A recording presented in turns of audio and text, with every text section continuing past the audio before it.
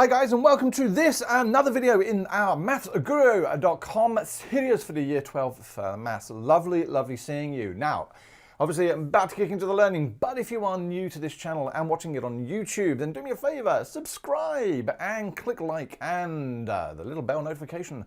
But if you are on YouTube, are you aware there's MaffsGuru.com? It's a place where all of these videos are loaded and are searchable. They have time codes, they have exam questions, they have downloadable notes, they have lots more than I can ever provide here on YouTube. So why don't you go over there and subscribe? It is free, or sign up. It is absolutely free for you to do so. And I promise you, you'll get notifications of new videos uploaded and all sorts more. But if you're here with YouTube, stick with that subscribe button. Now, volumes and surface areas, we are continuing learning all the core concepts that we need here in this further maths course.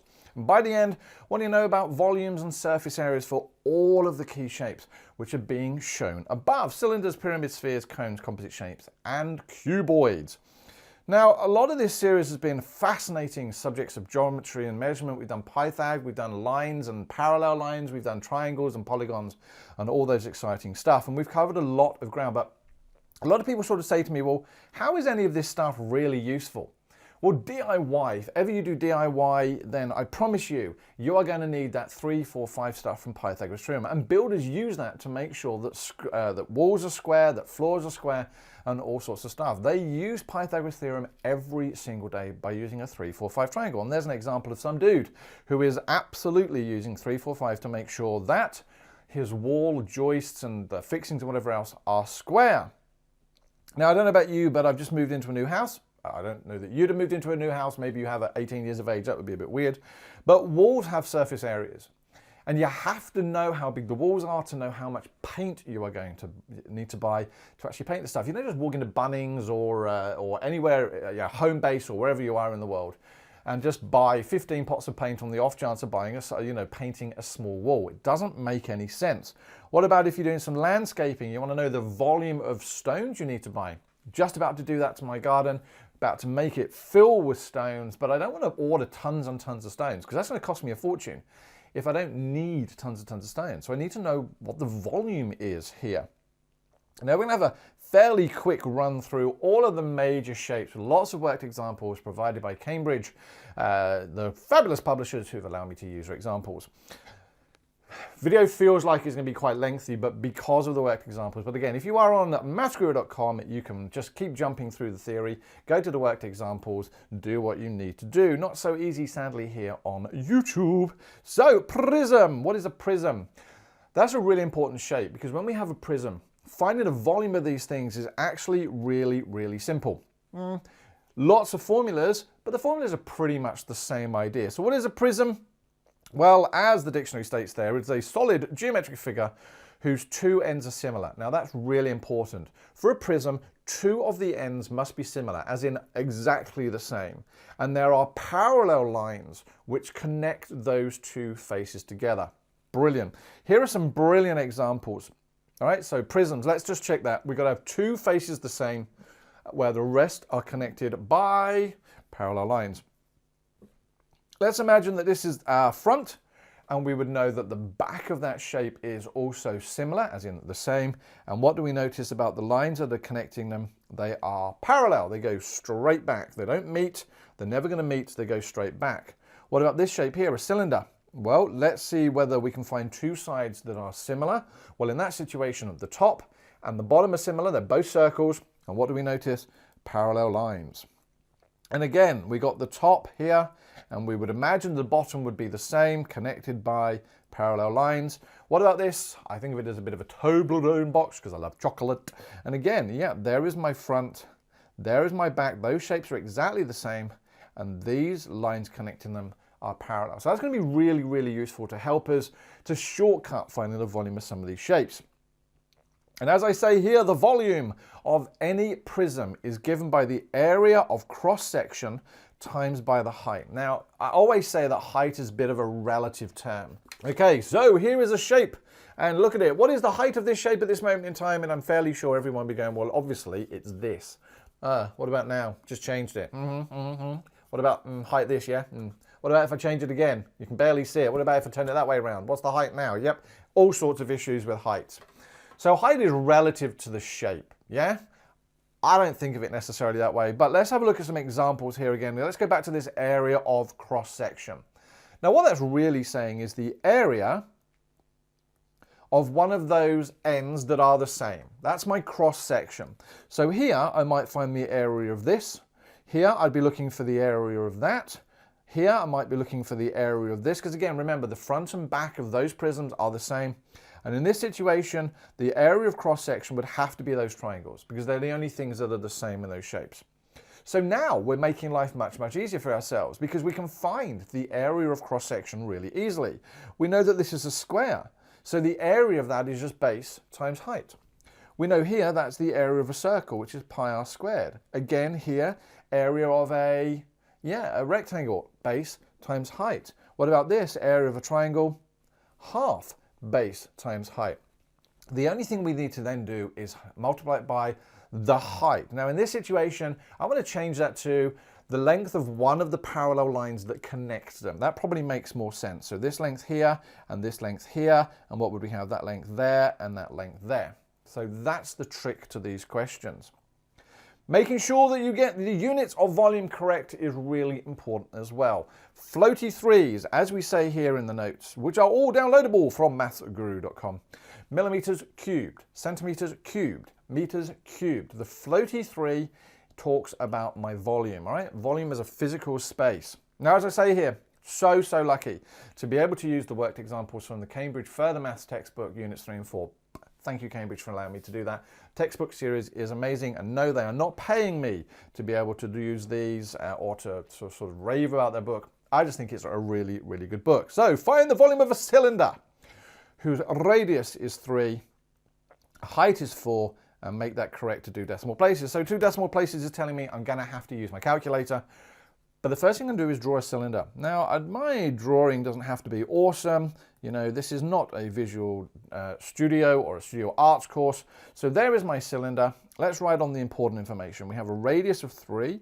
So the radius is halfway from, you know, the center of the circle to the edge. So that's 3 centimeters. And it is saying that we have a height of 4 centimeters. And to find the volume, well, is it a prism? It is. Fabulous. So if it's a prism, I know that I'm going to find the area of the cross-section. And I know that a cylinder is a circle. So I now know that my volume is equal to the area of cross-section. I'm going to write it shorter, and we're going to put that in brackets, and we're going to multiply that by the height. Okay, so what shape is my cross-section? It is a circle. And I know the area of a circle is given by pi r squared, which are then going to times by height. And now I'm going to substitute in. So we've got pi, we know is just a number. Radius squared is 3 squared times by my height, which is 4. And lo and behold, because it's got to be to 2 decimal places, let's fire up my calculator. And I'm going to say pi times 3 squared times by 4, if you would be so kind. And it gives me 113.07 blah, blah, blah, blah. But the question says I've got to have it correct to 2 decimal places. And so we have 113.097 will mean that that will actually change to 0.10. And I'm finished, yes?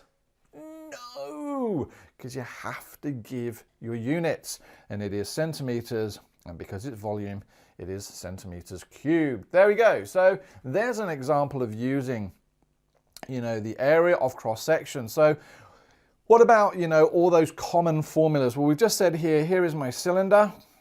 Very bad diagram. So the volume of my cylinder is given by pi r squared, which is the area of that cross-section, which is a circle, times by the height. So there we go, pi r squared times h. What about a cube? Well, there is a cube, and the great thing we know about a cube is that all the lengths are the same size. So that's x, and that's x, and that's x. And we know the volume in that situation is base times height times width, which is x times x times x, which we can write easier as x cubed. So in that situation, when I've got a cube, I just find my length and cube it. What about a rectangular prism? What is in that rectangular prism? Well, we've done this, looked at it before. There is a rectangular prism. That's a really dodgy rectangular prism, so we'll try that one again. And again, we just need to find one of those bases. So let's call this length, and let's call that width, and let's call that height. Remembering we can change these around. So let's choose that there, because we know the front and the back of the shape is exactly the same. Let's choose that as my area of cross-section. So I know the volume of that situation is length times height times how far back it goes, which is width. And I'm just going to write that as length times width times height. Nice and easy. And a triangular prism, we just dealt with that a moment ago. So let's draw a triangular prism. Doof, doof, doof. And again, what is my area of cross-section? It is this one here. So what do we know that is? That is base times height and halve it. So let's call this base times height, and let's call that length. And so we are going to say that my volume there is equal to base times height and halve it multiplied by how far it goes back, which is my length, and there is the volume of a triangular prism. I don't remember all these formulas. I think it's really pointless doing so. I just remember area of cross-section multiplied by how far it goes back. One of the next ones you need to know is the volume of a pyramid. Yes, the volume of a pyramid is awesome. It's just a formula. This one you're probably going to have to remember. Yep, and as it says here, the volume of a pyramid is given by 1/3 times base area times height. Base area? Well, again, we know that the base is the bottom of a shape, and all of the bottoms of pyramids are going to have an area. And so in this situation here, it would be looking for the area of that bottom there. And because it's a square, looking at that particular example, we know that that is x and that is x. And so if I wanted to find the volume of that, I would do volume equals 1/3, because that's normal, that stays in the formula. The base area, well, the area is a square, so it's x times x, x times x, times the height. Now the height is always taken from the very highest point on the triangle down to the very, very bottom. So it's got to be at right angles. And that's given here by the letter h. So the volume of that would be 1/3 x squared h. But again, it's a formula. I'm not necessarily keen on learning formulas other than maybe this one here. But we've got an example. Thank you very much, Cambridge. Find the volume of this hexagonal pyramid. Ooh, hexagonal pyramid with a base area of 40 centimeters squared. Well, I'm already stoked because it's a pyramid.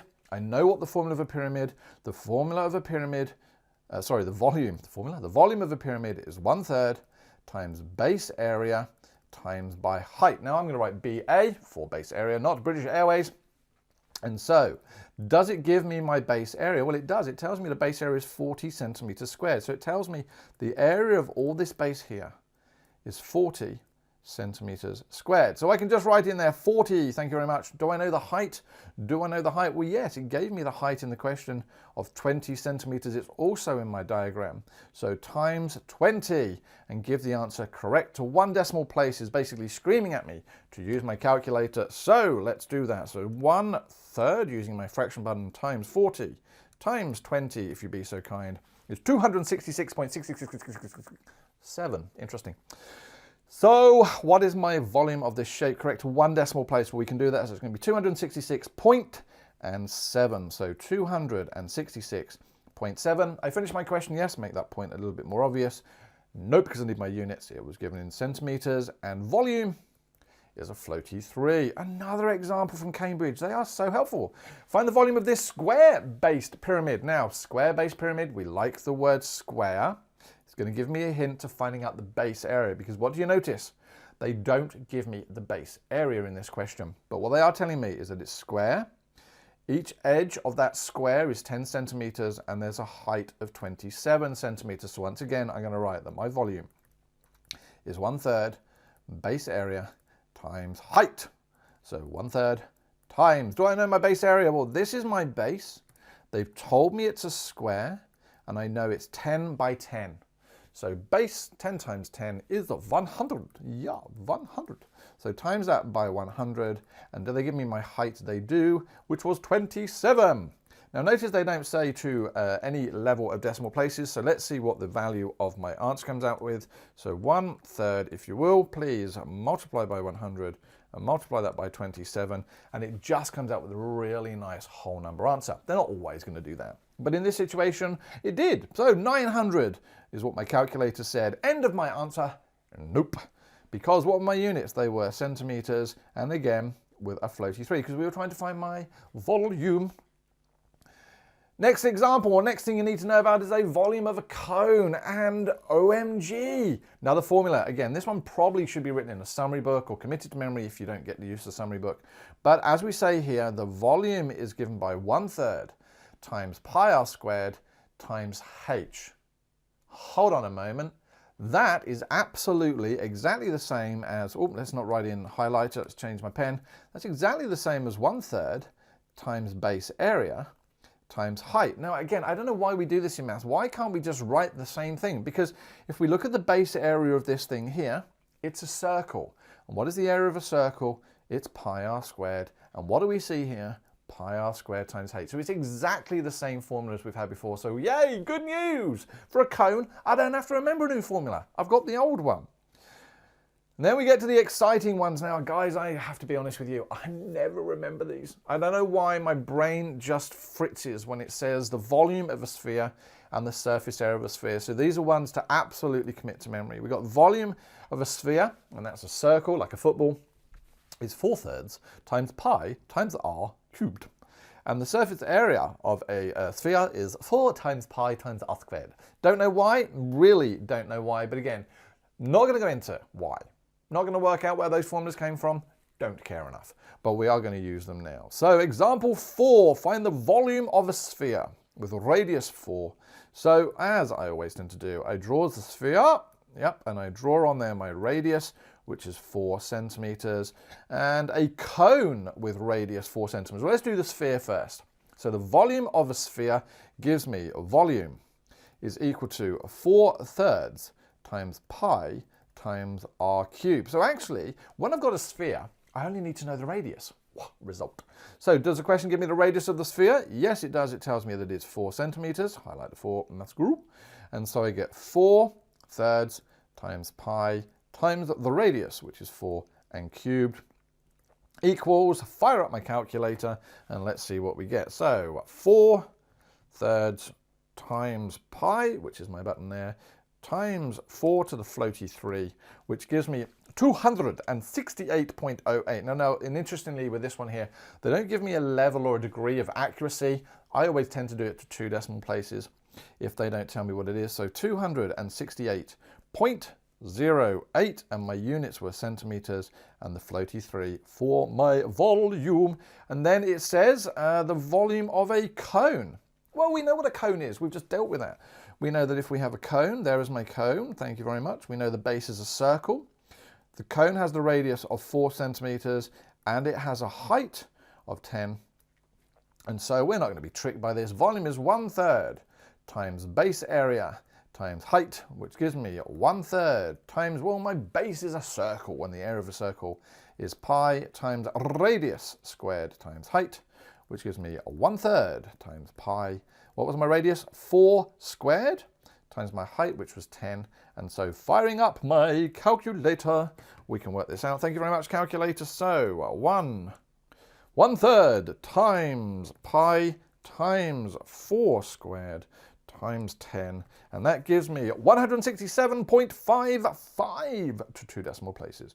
So 167.55 centimeters and cubed still to 2 decimal places. Once we know the formula for these things, life is actually much, much easier. Find the surface area of a sphere with radius of 10. There's my sphere. There is my radius. There is 10 centimeters. What was my formula? Oh, can I remember? My surface area was given by 4 times pi times r squared. Let's just check, did I remember that correctly? 4 times pi times r squared. Oh, I did. I won't remember that in a week, but anyway. Putting it down to old age. Do I have everything I need? Yes. 4 times pi times 10 squared. Can't work that out in my head. So I'm going to use my calculator. 4 times pi. Come on, pi. Press. Times 10 squared. Gives me 1256.64. So 4 times pi times 10 squared gives me 1256.64. And centimeters all squared. See what they did there? Threw a bit of a curveball. They wanted the surface area, and surface area has units of a floaty 2. Now, we're heading swiftly to the end of this, but composite shapes are really, really important in maths. Why? Because it's sort of the way we get exam questions to test your full understanding. A composite shape is basically where you take a number of different shapes and you stick them together to make a bigger shape. But those composite shapes, those individual shapes can have their volumes worked out or their areas worked out, and then you just add them together to make the bigger shape. So example 6, a hemisphere, which is basically half a sphere, is placed on top of a cylinder, thank you very much, to form a capsule. Don't care. The radius of both the hemisphere and the cylinder is 5 millimeters. So I know this radius here is 5 millimeters. Notice I'll write it down on my question because that's going to come in useful. The height of the cylinder is also 5 millimeters. So we know that this height here is also 5 millimeters. What is the volume? Also useful to know that we're doing the volume in cubic millimeters, correct to 2 decimal places, i.e. use your calculators. What they're trying to say here is that we've got this composite shape is made up. So this is my final shape, but we've got this cylinder and we've got a hemisphere. Now a hemisphere is just half a sphere, which means we work out the volume of the sphere and we just halve it. So let's see if we can remember. We knew the radius of this was 5 and we knew that the height of this was 5 as well. So I'm going to do that first. Let's work out the volume of my cylinder. So we know the volume of the cylinder is equal to base, yes, base, not a third because it's not a pyramid. Yep, so it's just the base, which is pi r squared multiplied by the height. So we know pi times the radius was given by 5 squared, and they told me the height was 5 as well. And so I could work that out. Yes, I could actually put that into my calculator and work it out, but I'm not. I'm going to leave that for a moment because I'm going to make my calculator do all the hard work. So that's the volume of my cylinder. What about the volume of my hemisphere? Well, we can't work out the volume of a hemisphere straight away. We don't have that formula. But I do have the formula of a sphere, which is 4/3 times pi times r cubed. That's my whole sphere. So that's 4/3 times pi times my radius. They told me the radius was 5. Sorry, I've written here centimeters. That should be millimeters. 5 and cubed. Yes? But that's going to be the volume of the whole shape. So then I'm going to multiply that by a half to give me just half of it. So that looks really complicated. I've left it like that because if I work it out on my calculator, I get decimals and I add the decimals together and I get rounding errors and it all gets really, really complicated. So I now can say that the volume of my whole shape is given by these two volumes added together. So that's pi times 5 squared times 5 plus 4/3 times pi times 5 cubed times a half. And as you say, my calculator can do all this for me. So let's clear down the screen just a bit so that we can actually make it a bit easier for us. So what do we get? We get pi times 5 squared, times 5. That's my first formula, plus, let's put a, 4/3 times pi times 5 cubed times a half. And when I put enter in there, I get 654.4984. So the question is, what did we have to round this to? To the 2 decimal places. We can do that. Thank you very much. So rounding that to 2 decimal places, if we just bring it up so you guys can test, it's 654.50. So 654.50, and we had millimeters and cubed because it's volume. Now, last part of this is surface area of 3-dimensional shapes. You have to be able to work out surface areas as well. And just taking all of this information from the Cambridge Further Maths textbook. There we go. There are notes that can be downloaded from MaffsGuru.com. So if you haven't already gone over there, go over there, find the video and download these notes. And so we've got cylinders and cubes and rectangular prisms and triangular prisms. And I think we're just going to do this example here, which is example 7 of find the surface area, or find the surface of the right square pyramid shown if the square base each has edge 10 centimeters. So this is 10 centimeters and that's 10 centimeters.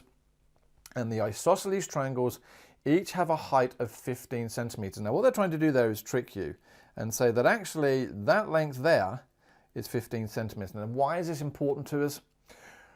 Well, in many cases, to be able to work out the surface area, if you can work out what the net of that solid looks like, life becomes easier. Now, what is a net of a solid? Imagine taking that pyramid and flattening it, like a cereal packet. Take the cereal packet and then sort of flatten it down, and what would you have? You'd have a top, a bottom, and 4 sides. So this pyramid, believe it or not, is going to look something like this if I was to flatten it out.